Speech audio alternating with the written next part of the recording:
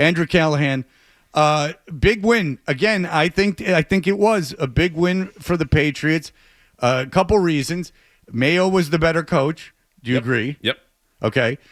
May was the better quarterback in the two quarterbacks. That was easy. Yeah. And so I contend, if you're a Patriot fan, what happened on Sunday in terms of result and situation was kind of about as good as you could have hoped.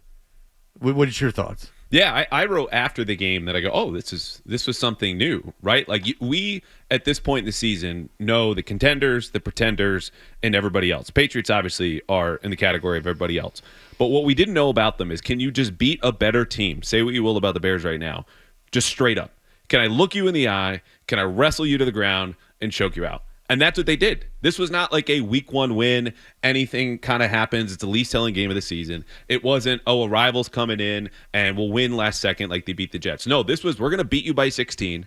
We're going to control the game for the entire game. And I didn't know that they could do that. They were tougher. They were smarter. That touchdown they scored was a game-planned effort that they made happen. And they were better coached across the board. That's something 2 weeks ago you would never said about the Patriots. So it was coaching in both the game plan and I think in execution in a lot of areas where you could see a couple of points during that game. Are they gonna run this play here, or are they gonna call timeout, or are they gonna manage the clock properly? Everything seemed to be done pretty well. Yeah, I mean, you go to the player side, right, when they scored just before the half. The small details, like Ke'Shawn Boutte not only making that 23-yard grab over the middle, pinpoint throw, unbelievable play. What happened next was just as important because, okay, you get down there. The clock is ticking. Right. There's like 11 seconds. He turns around, is wheeling around looking like his mom he had lost as a kid in the grocery store. Instead, he's looking for the referee, being, I need to hand you the ball because this is how we get back to the line and get set. Not only do they snap the ball with 1 second left, you look at the Bears. They only had 10 guys on the field on the right side of the line of scrimmage. There was one dude hauling ass 20 yards behind the line of scrimmage. No, wait for me. Yeah. And then they got an extra 5 yards because they were better. They obviously were quicker. And Drake Maye said, we had practiced that exact play against the concept they got from the Bears. And then after that, had the mindfulness and the awareness to go, okay, what happens next? We need to beat the clock. And they did. The question is this an evolution up until last thing? Everything finally came together, or did the clouds just suddenly part and the sun came down on them for this 1 week? Yeah, it's a good question because that sun shining down was just how bad the Bears are. Like, we can't totally skip over that the Bears suck, whatever was said 2-6 yesterday, I'm sure. But the point is that, you can only play the team across from you. And not only did they beat them badly. They had better plans. They had better play. So I can't promise anything that happens starting this Sunday, though the Rams certainly didn't look any kind of good last night against Miami. I just think 2 of the last 3 weeks, not only have you won, but you've been the better coach team. Again, that's something 4 weeks ago, came off that Jacksonville loss. You're going, the season's lost. It's over. No. This is a whole new season right now. So Mayo is getting better as the season goes along. Yes, I think so. Yeah. You see it at the end of clock in the first half, the management, the timeouts. I mean, granted, he was starting from a pretty low point where week 2 I'm writing, you already got outcoached by the Seahawks, and they're telling us about it. But now he's better. So is May. So is the defense. So is pretty much everybody. May has gotten better, and this was one of the things we were looking at in that Chicago game, and one of the conversations leading up to it at this point. Would you rather have Drake Maye or Caleb Williams? May has gotten better. He's improved. There hasn't been any false starts committed by him. How do you think he was specifically in this game against Chicago? I think he was okay.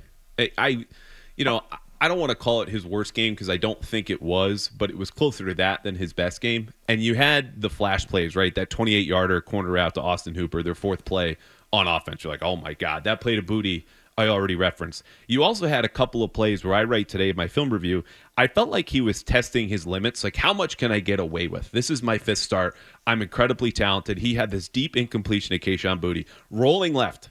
Okay, throws back across his body to the right, which is all arm, and it's a little underthrown. And it's like, okay, I think I can make this, but I don't know yet. And same with the interception. He said he was trying to throw the ball away, and I think it was one of those, I bet I can fit it in here. And he's figuring that out. Well, I may have been that first long completion to Hooper that you just mentioned. I think Zoe said yesterday when he threw it, he's like, God, kid, what are you doing? It's not there. And I'm like, okay, it was there, but if you could say what you would want from him at this stage and what you don't want from him, there's probably some value in seeing, what he can do. But if you're just grading the performance in terms of, in a vacuum, not looking at it as a trial experiment, that might be a throw that you wouldn't want him to make until he's certain he knows he can do it. Yeah, which you don't know until you find out, right? Zeph around and find out. Sometimes he did. Sometimes he had a pick dropped in the end zone in the fourth quarter. Like, if you're looking for a grade of this game, I'd say like C+. Okay. And that even accounts for kind of a rookie scale. I mean, I'm looking at the numbers here right in front of me. 15 to 25, 184 yards, a touchdown and a pick. I had him risking a turnover almost on about 10%, and Pro Football Focus had this too, almost 10% of his dropbacks. You're not getting away with that against better defenses. Like, they're going to hold on to that pick. They're going to make you fumble. They're going to hold on to other picks. Yeah, and, the first couple years of his career, he's going to have games like that, and you'll get away with some and you won't get away with others. But the point is that I've seen a lot of rookie quarterbacks be way, way worse than this. Oh, 1,000,000%. And so, like, Drake Maye's not going to be a bust. Like, that's pretty much guaranteed. Now, is he going to be like a top 15 quarterback? Who knows? Is he going to be a top quarterback? Who knows? But it doesn't look like it, because it looks like the moment's not too big for him being an NFL quarterback. I mean, he's never been in a really big game, but no moment's not too big for him. He's certainly got the physical skills. I mean, they talked about, what do you make of the whole speech thing during the week and all that stuff? Is that kind of like that seemed like a little forced, like that whole narrative? It wasn't forced, but I think, like a lot of things after wins, we blow them a little bit more out of proportion because it makes for a good story. Now, the quotes coming out of the locker room that I heard and other reporters got that I did not were from players who were actually blown away, very impressed. How is this kid 22, not only taking control of the room at the appropriate time, but I want to follow him now. Like, this is slowly becoming Drake Maye's team. I think that's important. Oh, it's huge. And Jerod Mayo said after the game, hey, first you have to walk the walk, then you get to talk the talk and bring people along with you. That's exactly what Drake Maye's done. Like, forget about, the media made too much big of a difference about the speech.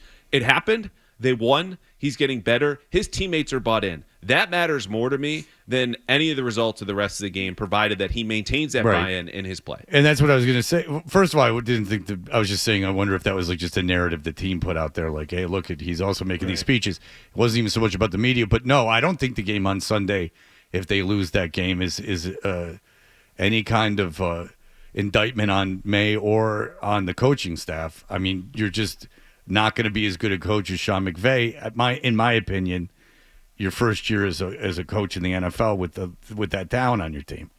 Like, I just don't think that. I mean, I just happen to think McVay is a very good coach. He is, and I just think he's a better coach than Jerod Mayo right now. I don't think there's any doubt about it. No. And that can, and I think he'll be able to confuse May, and I think they might be able to confuse some things. All right. Andrew Callahan's here. We will play Two Stats and a Lie, which everyone loves, and we all failed last week. That's coming up. Also, we can get more into the Patriots, who, if I'm a Patriots fan, I'm very excited. It must be nice. It must be nice to land on your feet after they got rid of the dead weight of Belichick. It must be nice to land on your feet a little bit. Did you see his analysis, by the way, on McAfee? Yeah, he's a piece of garbage. Oh, I mean, I can see piling on when things are going bad, but when things are going good, I mean, then it's obvious. Yeah. See, the thing was, if he was like, I hate the Patriots, and here's why, and went off, then I'd be like, you're the man. Great, but he's doing everything he can to say that without saying it, which is kind of like just be honest. A chicken. Exactly, John. It's a chicken bleep move. If you want to crap on him all the time, that'd be send great. Michael Lombardi out. Don't send all your sycophants out to kind of gang up on Mayo in the organization. Say it, get it out there, and move on. Lombardi might as well be dressed as a gimp. And I'm not kidding. But for Bill, especially since his mantra for years was every team is good. Every team's got, something going for them. It's their punter, it's Johnny their special Hecker. teams. Still in the league. There's everything. And so for him to not only not give any credit to the Patriots, but then as a way to avoid giving them credit, say another team is bad. I've never heard him say another team was bad. Well, now he's a big-time analyst with his horribleness on television. All right, we'll be back, but he can take a damn picture as a fisherman, and he'll dress up in anything the girls tell him to. I got to apologize to Adam. I knew what I was doing there, poking Fred about Bill. That's an extra 2 minutes off a commercial. That is the conversation we're having in this room. Sorry, What guys. would you like to see Jordan dress Bill up as next? After the break. All right, very good. Oh, check him out, huh? Learning and growing. Look at that. Great. I see a Wizard of Oz theme. Woo! Yeah. And you just dress him with the Tin Man, like with the original Buddy Epson Didn't lead work. paint. Didn't take. I'm being funny. All right, we'll be back in just a We have moment. fun. If you like that clip, and how could you not? Check out more videos from Toucher and Hardy here. Point slightly up and to the left. For more Patriots analysis and opinion, hit this playlist. Point slightly down and to the left. And for the latest from the Sports Hub, download at 985thesportshub.com.